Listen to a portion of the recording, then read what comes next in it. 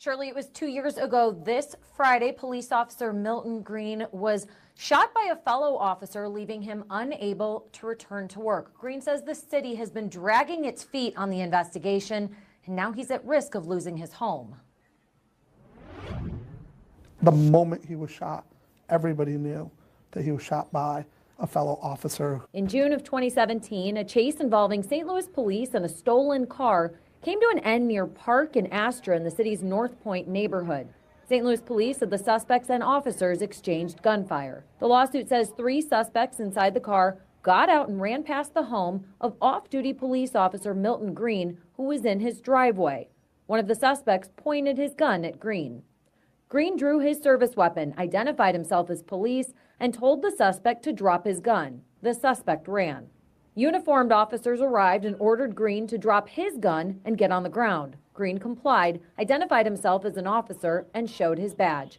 The lawsuit says a detective allowed Green to get up and told other officers Green was police. The suit alleges Green was giving the detective a description of the suspect when Officer Christopher Tanner arrived on the scene, shouted, "Drop your weapon," while simultaneously shooting Green in the arm. Green's family witnessed the incident. Green was rushed to the hospital for emergency surgery. Anybody that kept into the emergency room, I told them what happened. My story never changed. It's not going to change then, it's not going to change now. I told them what happened. Yet that was not the story provided by the then interim police chief that night. An off-duty officer who lives in that area heard the commotion, came out of his house to render assistance, and during the exchange of gunfire, he was struck in his arm. Green says he has gone through 6 months of physical therapy. He has a plate from his elbow to his wrist and lasting effects. It's numb. It hurts. These 2 fingers, sometimes I get the shakes, I get shooting pains through it. He says he can't do simple tasks around the house, and he can't do his job. Can't carry a gun. Tried to squeeze it, can't squeeze it. Green became an officer to support his family and to make a difference in the community where he grew up. It was, if you could save one life that day, feel like you did your job, especially in the city of St. Louis. Now he's at risk of losing his home, and he isn't able to provide for his 4 children, who are still trying to make sense of what happened to their dad. I had my badge out, and they said, "Well, why did he still shoot you?" Their trust is rough. They're scared. Green's attorney, Javad Kazali, says the city's unwillingness to meet with Green left them with no other options than to file suit. And instead of taking responsibility and backing Officer Green, the city has abandoned him. The city says it does not comment on pending litigation. 2 17-year-olds were arrested with that original incident, and 2 guns were recovered. Third suspect got away. Now, despite the police saying that these suspects were driving a stolen vehicle and fired multiple shots at police that night, the circuit attorney's office says the charges against the defendants were dismissed and the matter remains under investigation. Much love and long life to every truth lover out there, man. On this channel, we don't sugarcoat nothing. We've seen too many cases where white cops shoot unarmed black men, regular folks just trying to live. But this one right here, this one cuts different. Because this time, the victim wasn't some random civilian. It was a black cop, bro. A police officer, shot by another officer while doing his damn job. Yeah, I said it. A cop shot another cop. And not just that. A white officer shot a black officer who had already identified himself, badge out, doing what he was trained to do. Now pay attention, because what I'm about to tell you will blow your mind. I've been all over the internet. And you can't even find one solid photo of this white officer, Christopher Tanner. Dude is basically invisible online. But what makes this whole thing dirtier is how the police chief, I think his name's Owl or something, went on TV and straight lied, man. Told the world Officer Green got shot in a gunfight with suspects. Like, seriously? Nah, that's cap. The truth? Milton Green got shot by another cop after he already made it clear he was police. This is wild, y'all. Picture it. Suspects steal a car. Green's outside his own house, just chillin', working on his ride with a friend, when chaos breaks loose right in his driveway. He sees the suspects run by, tries to help, points his gun, shouts, "Police! Drop it!" Like he's supposed to, but the suspects dip out. So Green gives chase, trying to stop them. Then the uniformed officers pull up. Instead of asking what's going on, they yell, "Get on the ground!" and point their guns at him. This man's screaming, "I'm a cop! I'm on duty. I'm trying to help." They cuff him, realize he's one of them, let him up, hand him back his gun. Everything seems cool. He starts walking toward the white officers. They even tell each other, "He's good. That's a cop, too."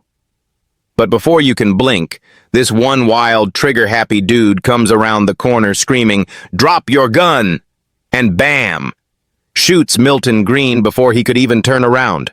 Shot by his own team, man. His own brothers in blue. And guess what? That officer never got charged, never suspended, nothing. Not even a slap on the wrist. Meanwhile, Green's been living in pain ever since, left behind by the same department he served, the same city he swore to protect. And that right there tells you everything about the system. They protect their own, until their own is black. Then suddenly nobody saw nothing. Nobody knows nothing.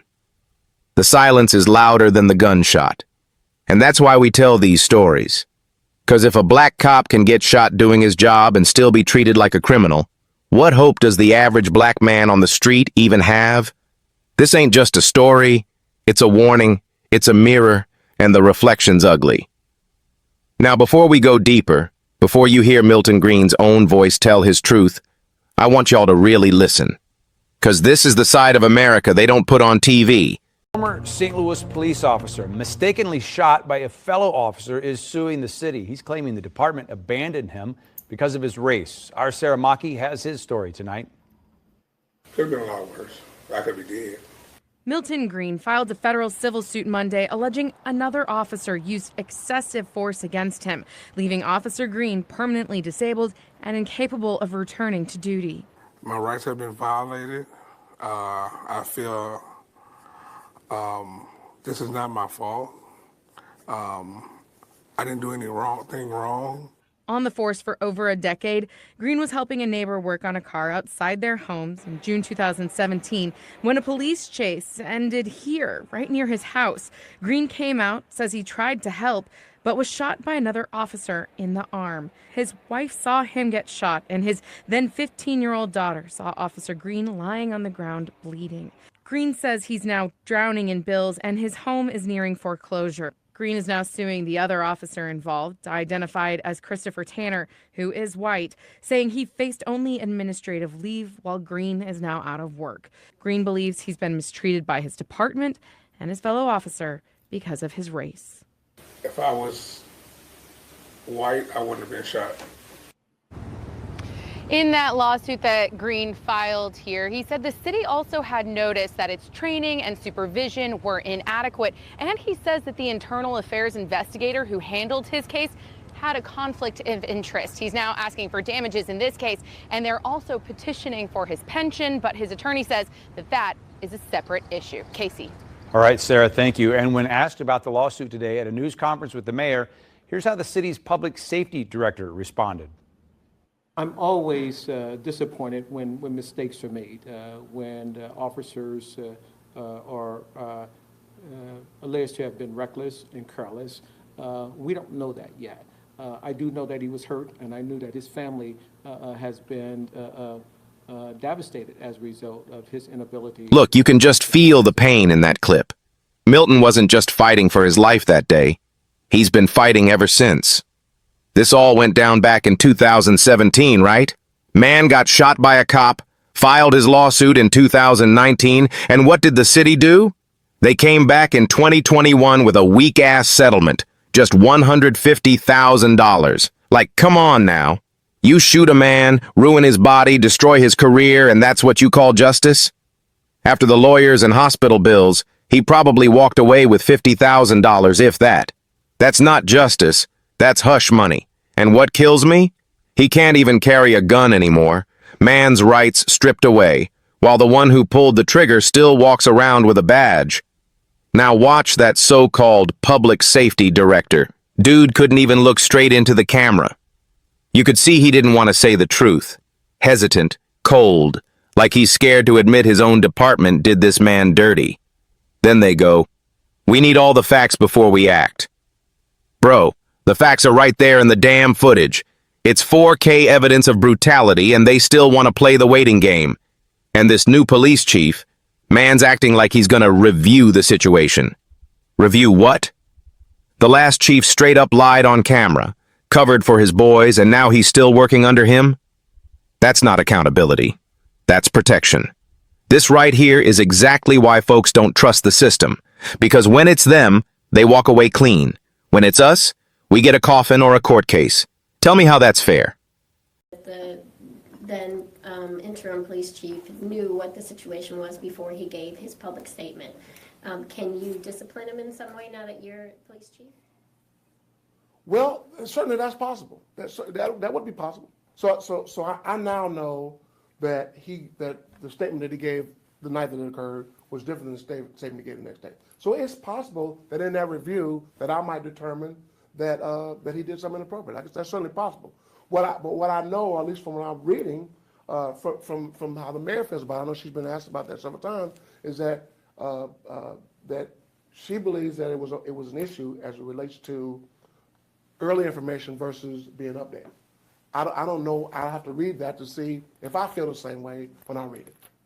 Well, you yourself were aware that it was, when he was in front of the media, you knew that it was a white officer that shot Milton Green. You said that at the press conference. I believe I knew that much. Mm-hmm. Yes, I knew that much. So he at least knew that much. Is there a possibility in any way that you were better informed than the police chief himself? It would not have been, because he would have had to be better informed than me, because he was getting updated about it. I just responded initially to the hospital. Mm-hmm. I didn't know any of the facts. I just knew it was an officer shot. I think I learned somewhere in the conversations that it was a white officer and a black officer. What I didn't know is what actually happened at the scene. But I was not, in other words, I was not in contact with person on the scene. The chief was in contact with person on the scene. So I'm not going to say what he misunderstood. I'm not going to try to defend that. I'm just telling you that I was not personally aware, other than, I didn't know that, I'm pretty sure I knew that there was a black and white officer involved. But what I didn't know is how close people were. So he was being updated. I'm saying I didn't have firsthand knowledge of what was going on at the scene or what was determined at the scene. Well, those details, I mean, sure. Mm-hmm. But what he said in its basic sense that night was not what you knew to be true, even in that moment. And he had more information than you. So just the basic of what he said. And actually, I don't remember what he said. Did he say? It was during crossfire that they were shooting after the two individuals that were running. He did not say that he walked up to two police officers talking to this man and shot. So in his basic statement, he lied during his public statement, and that has outraged the community, and this is what you are inheriting. And you have an opportunity, because this man still works for the police department, to do something about it. All I'm saying is that I don't believe that the community is holding me responsible for something that came out of his mouth. Now that may be true, but I don't believe that. However, I do have an opportunity to review it and make a determination. Hey, hold up right there. You hear that, reporter? She was not playing around. She straight up asked him, "So when that white police chief said there was an exchange of gunfire, you knew that was a lie, right?" And the man starts, stuttering, "Well, I knew, but I didn't know how close they were." Like, bro, what? You knew. You just didn't want to say it because calling out another cop, especially a white one, might cost you your seat at the table. Man was up there moonwalking harder than Michael Jackson, trying to dodge accountability. The reporter kept pressing like, "Stop the dance, tell the truth." Because everybody in that room knew there was no damn shootout. There was no exchange of fire. That officer walked up, saw a black man with a gun, a legal gun, and shot him on sight. Then they covered it up with that same tired-ass story they always use.